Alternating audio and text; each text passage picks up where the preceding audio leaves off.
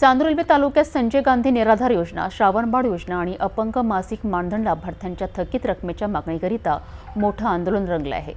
टांगाद्वारे आलेल्या शेकडो लाभार्थ्यांनी तहसील कार्यालयात ठिय्या धरत प्रशासनाला धसका दिला आहे। नेमकं काय घडलं, कोण सहभागी झालेत आणि काय दिलं प्रशासनाने आश्वासन, जाणून घेऊया यामध्ये।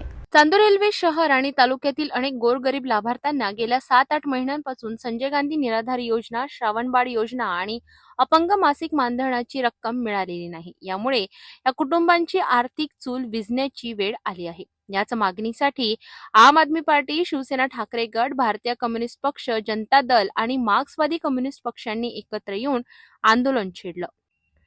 माजी नगर परिषद उपाध्यक्ष नितीन गवळी यांच्या नेतृत्वाखाली अग्रवाल धर्मशाळेजवळून मोर्चाची सुरुवात झाली। जुना मोटर स्टँड मार्गे मोर्चा तहसील कार्यालयाला पोहोचला। काही लाभार्थी टांग्याद्वारे आले होते। मोर्चामध्ये भजने, घोषणाबाजीसह लाभार्थ्यांचा संताप उफाळून आला। तहसील कार्यालयात ठिय्या आंदोलन केल्यानंतर तहसीलदार पूजा माटोळे यांच्यासोबत प्रतिनिधींनी चर्चा केली। यावेळी तहसीलदारांनी थकबाकी मानधनाबाबत वरिष्ठ स्तरावर तातडीने पाठपुरावा करण्याचे आश्वासन दिले। याशिवाय लाभार्थ्यांसाठी स्वतंत्र मदत कक्ष उभारण्यात येईल, आधार सेटिंग आणि बँक लिंकिंग प्रक्रिया जलद होईल असे लेखी दिलासा देण्यात आला। आंदोलकांनी प्रशासनाला 1 ऑक्टोबर पर्यंत वेळ दिला असून त्यानंतर 2 ऑक्टोबर म्हणजेच गांधी जयंतीला अधिक तीव्र आंदोलनाचा इशारा दिला आहे। या मोर्चात अनेक नेते, पदाधिकारी आणि शेकडो लाभार्थी उपस्थित होते। आज चांदूर रेल्वे तहसील कार्यालयावर संजय गांधी निराधार, श्रावणबाळ योजना, अपंग विधवा यांचे गेल्या 7-8 महिन्यापासून जे मानधन आलं नाही त्यासाठी बैठा सत्याग्रह हे आंदोलन होतं। त्यामध्ये आम्ही आम आदमी पार्टी, शिवसेना, उद्धव गट, मार्क्सवादी पार्टी, भारतीय कम्युनिस्ट पार्टी आणि जनता दल आणि सर्व लाभार्थ्यांना घेऊन हे बैठा सत्याग्रहाचं आंदोलन केलं।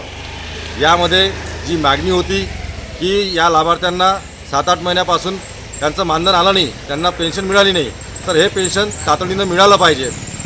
त्यांची जी काही कागदोपत्री समस्या असेल, आधार कार्ड अपडेट करणे, लिंक करणे, OTPचं काय जी काही तांत्रिक अडचणी असेल ते तहसीलदारांनी एक स्वतंत्र कक्ष तयार करून या समस्याचा पूर्ण निपटारा केला पाहिजे आणि हे सगळं निपटारा करून यांचे पैसे, यांचं मानधन किती तातडीनं आपण आणू शकता त्यासाठी जास्तीत जास्त त्यांनी प्रयत्न केला पाहिजे। अशा मागण्यांना घेऊन आम्ही बैठा सत्याग्रह केलं।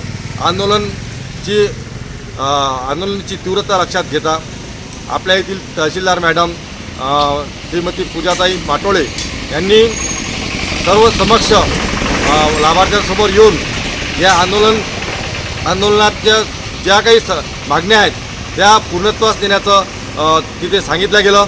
त्यांनी सांगितलं की आजपासूनच सगळं कक्ष तयार करून कोणत्याही लाभार्थ्यांचा अपमान होणार नाही, तर कर्मचाऱ्याकडून चांगला प्रतिसाद मिळेल आणि उद्या जास्तीत जास्त टेबल लावून सगळे अधिकारी कर्मचारी ह्या समस्या प्राथमिकतेने निकाली काढतील आणि वरिष्ठ स्तरावर लवकरात लवकर यांची पेन्शन 7-8 महिन्याची जी थांबलेली आहे ती तातडीनं मिळेल, ही आपण पाठपुरावा करून लवकरात लवकर मिळेल असं त्यांनी सांगितलं। योजनांचा लाभार्थ्यांना वेळेवर लाभ न मिळाल्याने प्रशासनाविरोधात संताप व्यक्त करणारे हे आंदोलन।